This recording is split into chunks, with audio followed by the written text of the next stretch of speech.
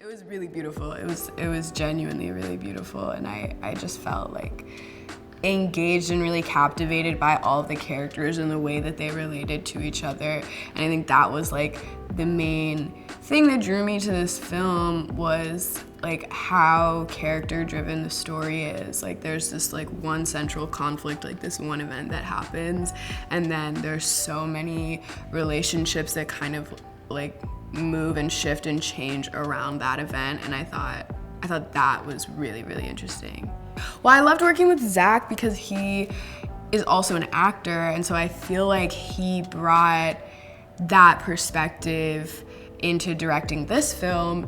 And I think like very specifically he created a really safe environment for us all to like dive into this kind of subject matter and into these kinds of like feelings and emotions. And I think bringing his perspective of being an actor, you know, in that lens into his work directing just made me feel so much more like safe and comfortable, you know, diving into these kind of like difficult experiences that these characters are going through. So it was really a pleasure working with Zach, and I think it's so important that he like very intentionally created a safe environment for us all. These experiences of loss and grief are things that so many people right now are feeling and experiencing, and I know that he brought in his own life experience when writing this story, and so I think he really is the perfect person to tell this story because it is his story, you know? So it was really a pleasure to be a part of that. Florence is amazing. Florence is amazing, hands down.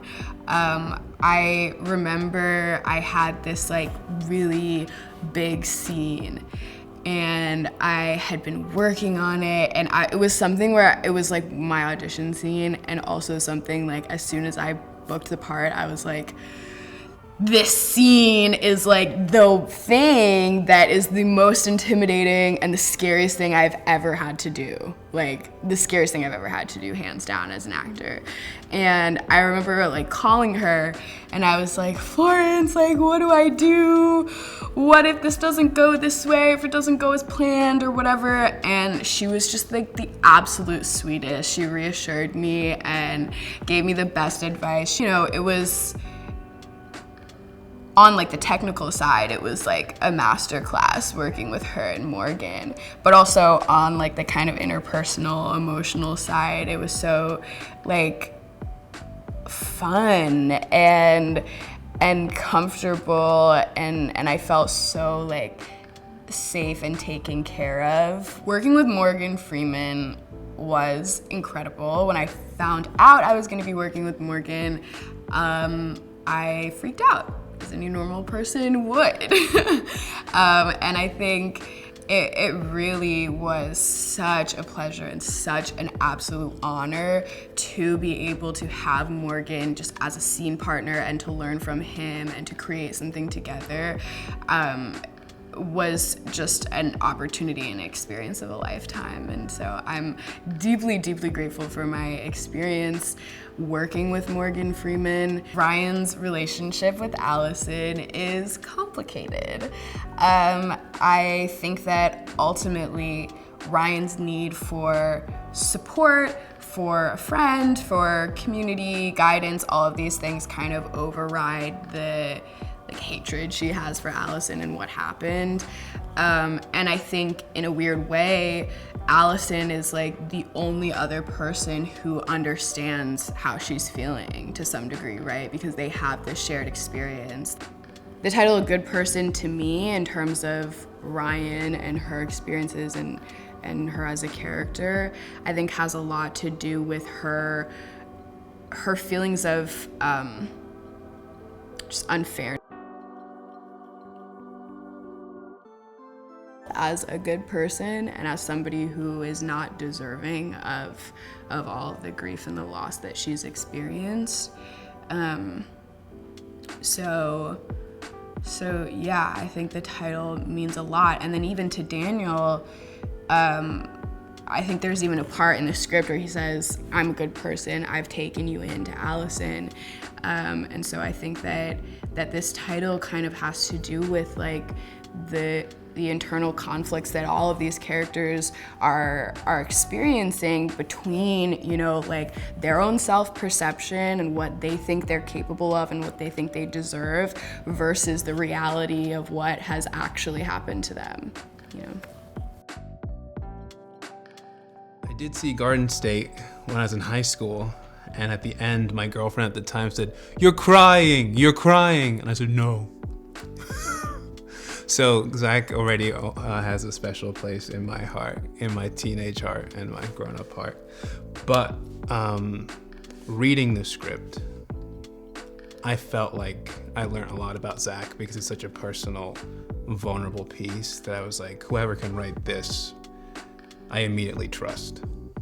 Yeah, Florence is amazing. And she's been generous on day one. Like, we've got to spend time before shooting, and I think she's done everything in her power to make me feel comfortable and make me feel like valued and a friend, and she's lovely and she's funny. There's two sides of Morgan that I've seen. One is that Morgan obviously is a master of his craft and he sees everything on set. He catches continuity things of like a background person that's deep in like there's stuff that he's seeing that you're like, wow, this is the result of decades and decades of being really good at what you do. And then he's also really funny. Nathan's relationship with Allie is a really tragic one.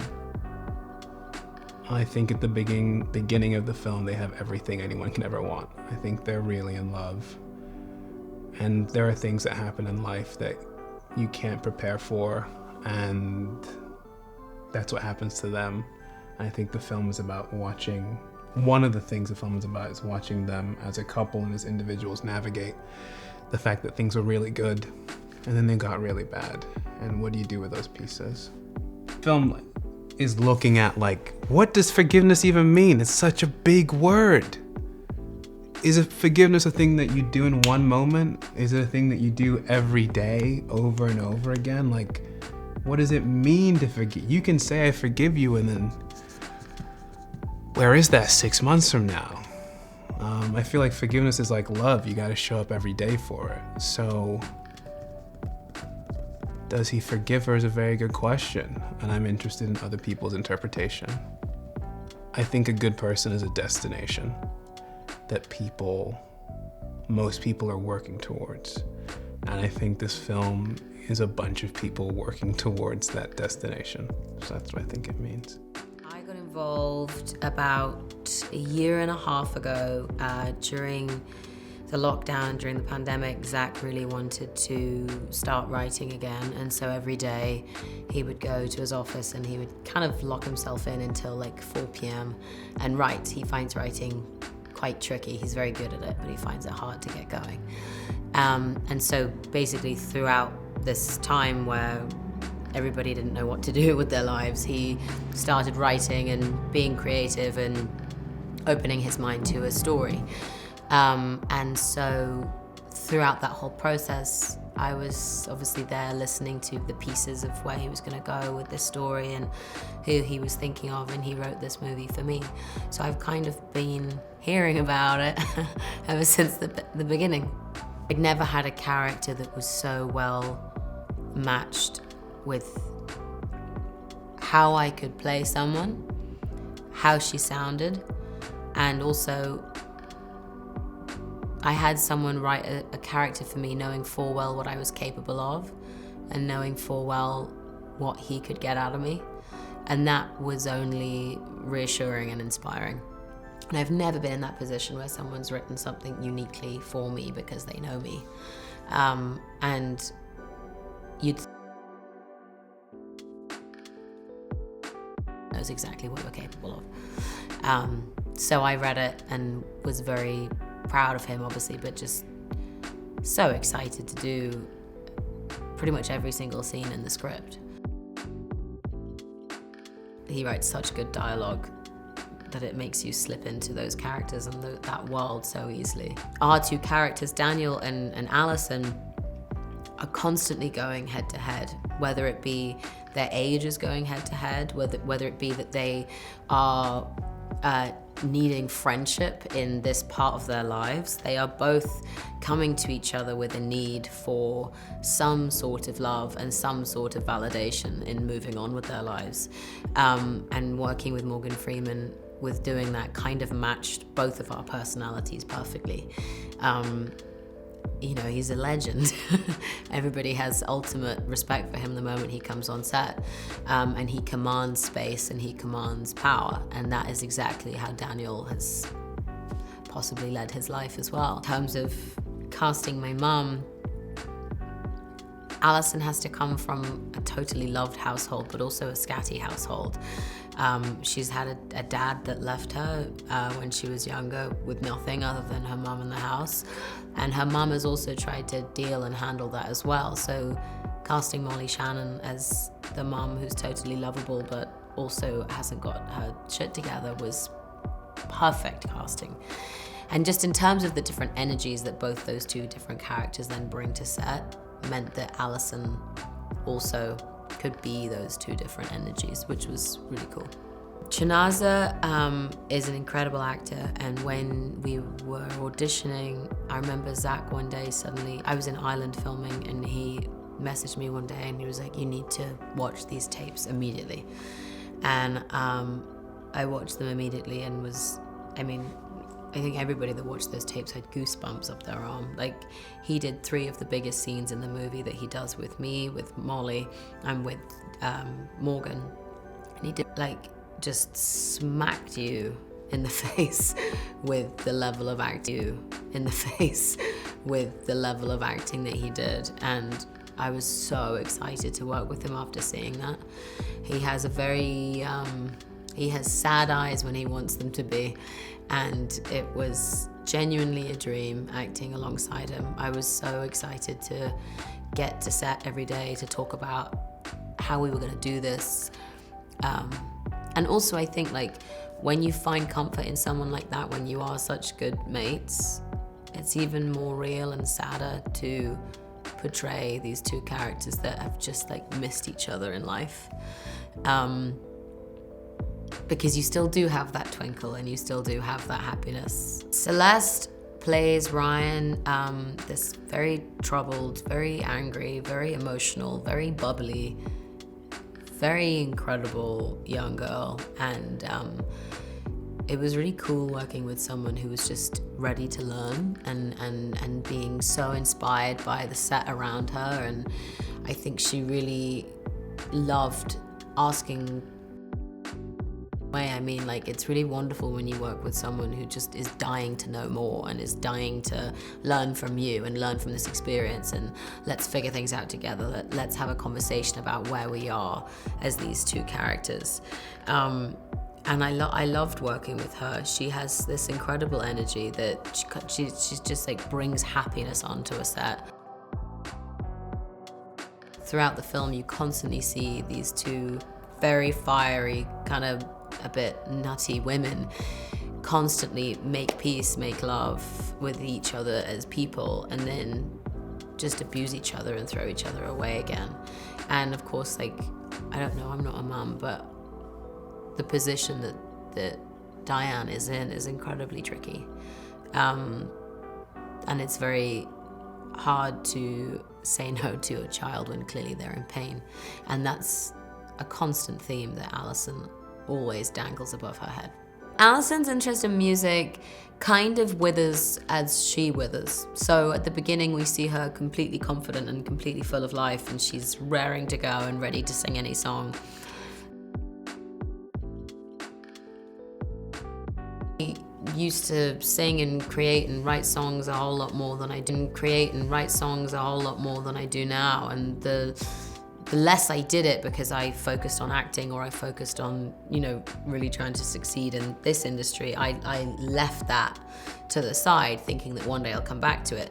But the less I touched it, I had no confidence in picking up the guitar and singing in front of people. When I was reading it too, I was picturing Morgan and Florence, who I already knew were in it. So that always makes it easier too when you can actually picture who's playing the characters. And I just thought it was such a beautiful story of, redemption and forgiveness, and just so beautiful. And I've also read a lot about the heroin, dilemma, the OxyContin abuse, and the Sacklers. And I'm particularly interested in those stories. What's great about Zach is, he's an actor, writer, director, so he really understands how to direct actors because he's an actor himself. So he just, it just makes it very comfortable because he kind of knows how actors think, so it feels very easy. Like if you were to say, oh, can I change this line to make it sound more natural? He's like, oh, do whatever you want, because he understands an actor's process.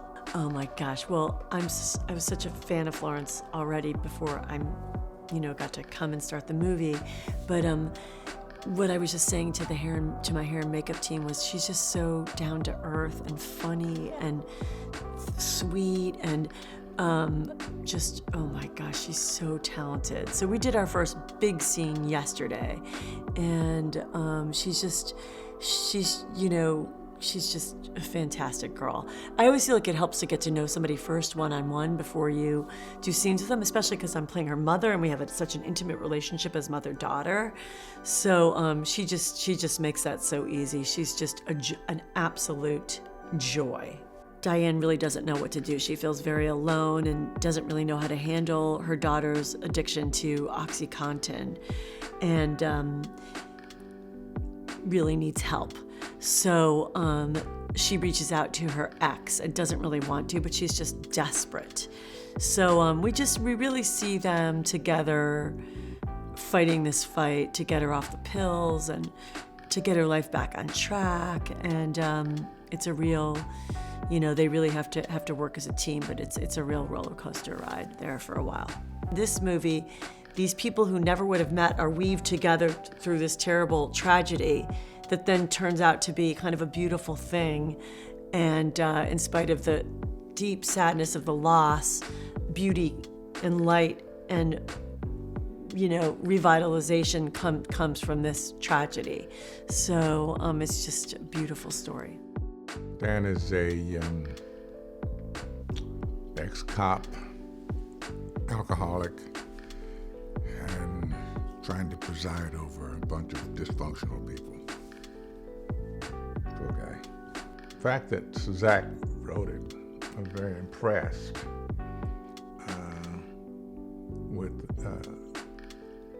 even more impressed after working on it with him, that he could write so well. Yeah, this is good. It's interesting to work with the writer-director, particularly when the writer is listening, or the director is listening. One of them listens, and sometimes it's difficult, but no, Zach is terrific. I'd never worked with any of these actors before, so I'm sort of floored at how good they all are. I mean, really, and Florence, of course, she's just amazing. She just turns stuff on, turn it off. I like that. She doesn't have to carry it around with her, but when she's on, she's completely on. It's very nice to play with. Just the whole cast, actually. I mean, I'm not. This must be people Zach knows other projects or something, because even when we did the read through, it was like, really. When I was a kid, the Lionel train was maybe the most popular gift you could give a kid. I always wanted one. I never got one. It's the only thing in my entire life that I ever wanted and didn't get. So I understand the push to play with trains. I never got there myself, having other things to do. But the idea of just going into your train room and spending hours creating, it's really what they do. I'll create my own world. We're talking actually about a cast full of good people who are in all kinds of emotional stress, but nobody is bad or evil. So I think it's a good title. You would think that it was aimed at one person. I don't. I think it's aimed at this entire cast of characters. They all mean the best. Well, A Good Person is about a tragedy that occurs and how it changes the lives of these two families.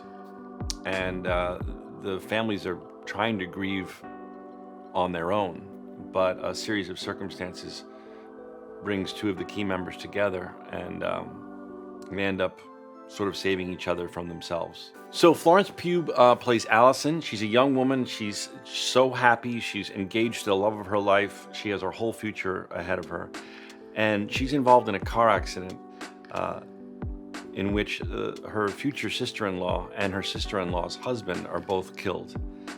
We then cut to a year later, and her relationship has fallen apart. She's in a severe depression. She's addicted to OxyContin that has been prescribed to her for her injuries from the accident, but now she's on it just to numb herself. And we also see where Morgan Freeman's character Daniel has ended up.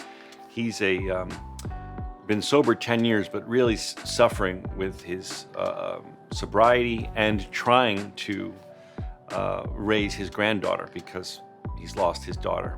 Florence's character sort of hits rock bottom and decides she needs to seek help, and she has the courage to go and attend her first AA meeting.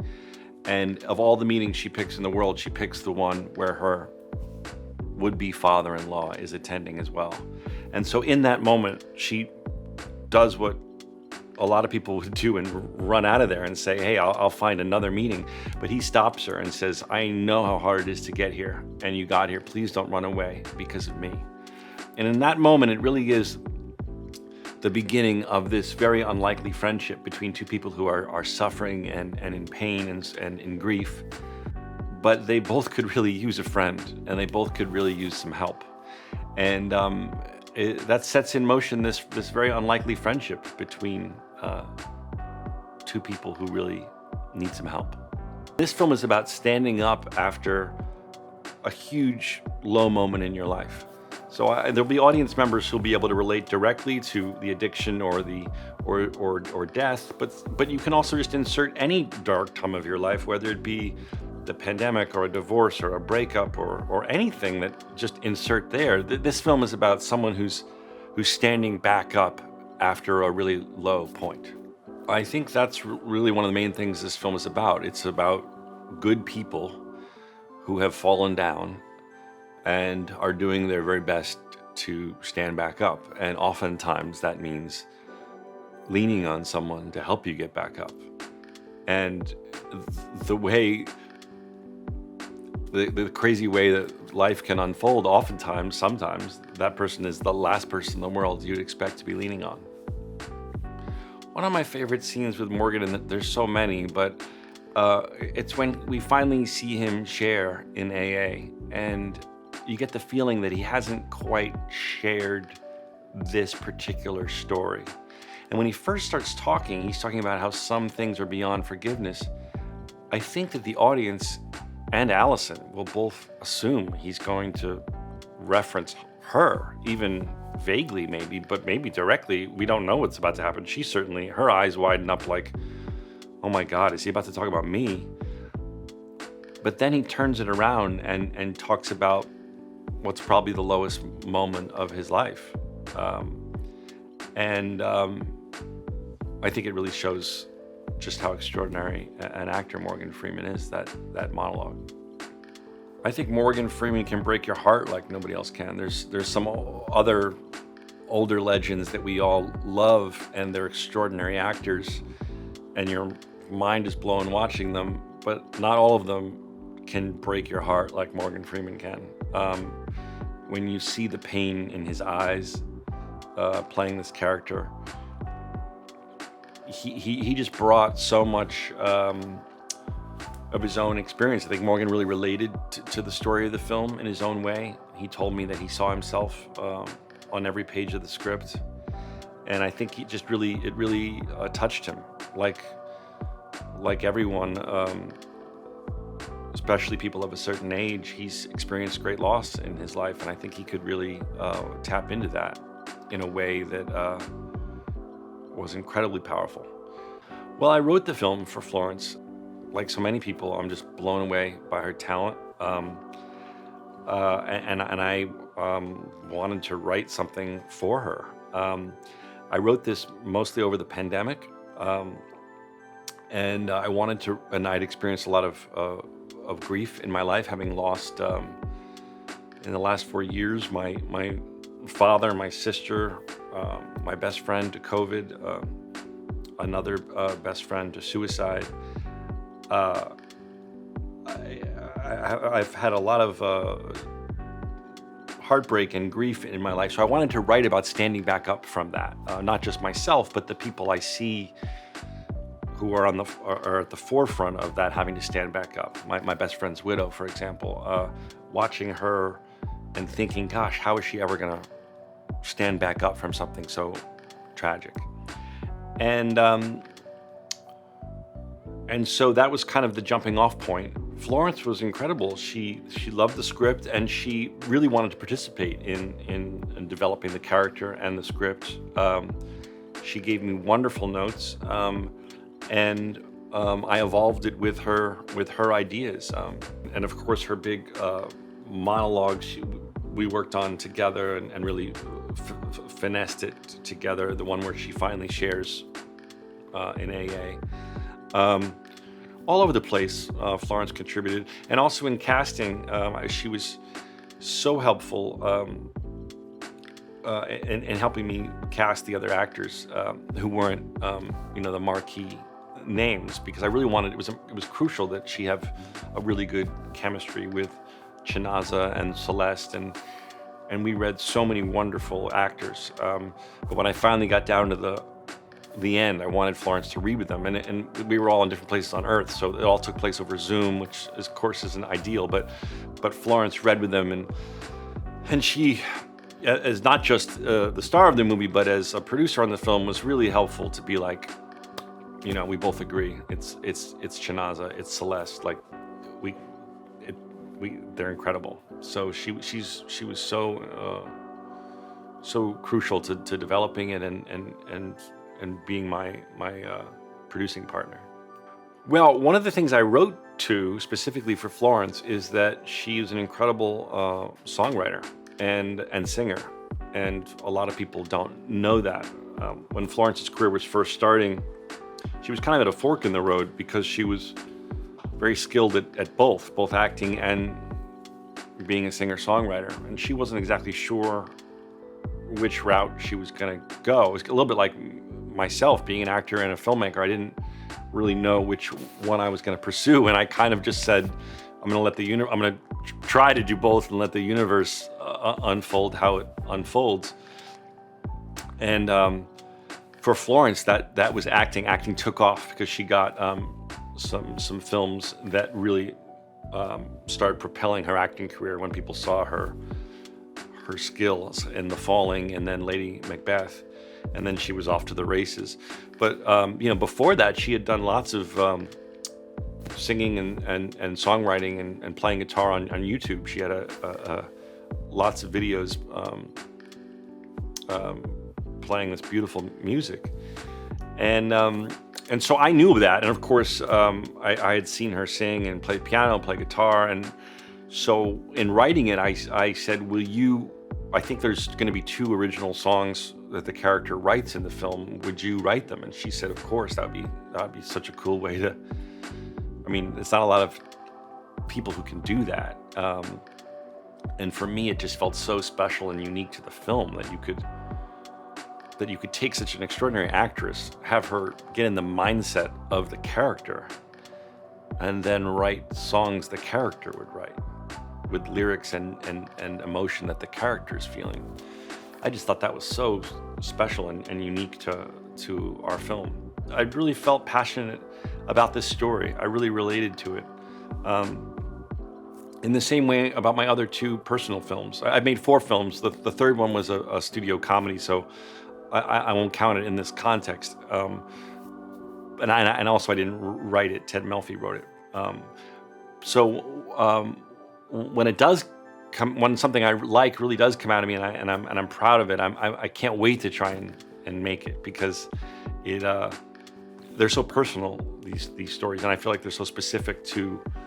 I hope they feel specific to me and my voice, because that's my favorite kind of film, is when I can feel the specific filmmaker I like behind the story. So the movie takes place in New Jersey. I'm from South Orange, New Jersey. It's where I set Garden State. And one of the really fun things for me was bringing Morgan Freeman to my hometown. We shot a lot of the movie in and around South Orange and Maplewood, where I grew up. The scene at the duck pond is my childhood duck pond. That's where I used to go. I had a little $50 remote control boat that my mom had bought me for my birthday, and I would drive it around the little duck pond as a child. It was one of my favorite toys. And actually my middle school is right next door, and there I was bringing Morgan Freeman to shoot there. So it just felt really cool. And then also that we used the high school that I went to. So Morgan Freeman, the scene where he's in the principal's office is the principal's office at my high school, which I hadn't really seen much because I was a goody two shoes. But I don't know. They say write what you know. So I really wanted to write about North Jersey, which is something I know really well. And the unique thing about it is the system of New Jersey transit trains that can bring you so easily into the city. And there's just something unique about that area, because you can get on a train and be in Manhattan in 25 minutes. So there's just this possibility there that anything can happen. So Florence and I actually made a short film called In the Time It Takes to Get There. And I was lucky enough to have Mauro Fiore shoot that short film. He's an incredible cinematographer. I mean, he's done things as big as, and he won the Academy Award for the original Avatar, and he's just did a bunch of Marvel movies, including The Last Spider-Man. So he's done these huge scale stuff, but I'm really particularly drawn to some of his work he's done with Antoine Fuqua, including Training Day and Southpaw. I just was always drawn to his style and his work. And so I was lucky enough to get him to shoot this short film with me, and it looked so beautiful, and he was able to move at such a speed. I was worried that someone who'd made such big movies, if they could move at a pace that you need to move on for smaller scale stuff. And the short film came out so stunningly beautiful that I thought, okay, when I make my feature, it's going to be this dream team. It's going to be Florence Pugh, Mauro Fiore, and I, and we're gonna make a movie together. And then I made it happen. He came to us from Spider-Man. So I was like, you've seen this schedule, right? You think you can pull this off in 27 days? But he did. He just shifted, and he's just so special. I think the film is really, really, in addition to so many other feelings I have about it, I think it's really particularly beautifully photographed, thanks to Mauro.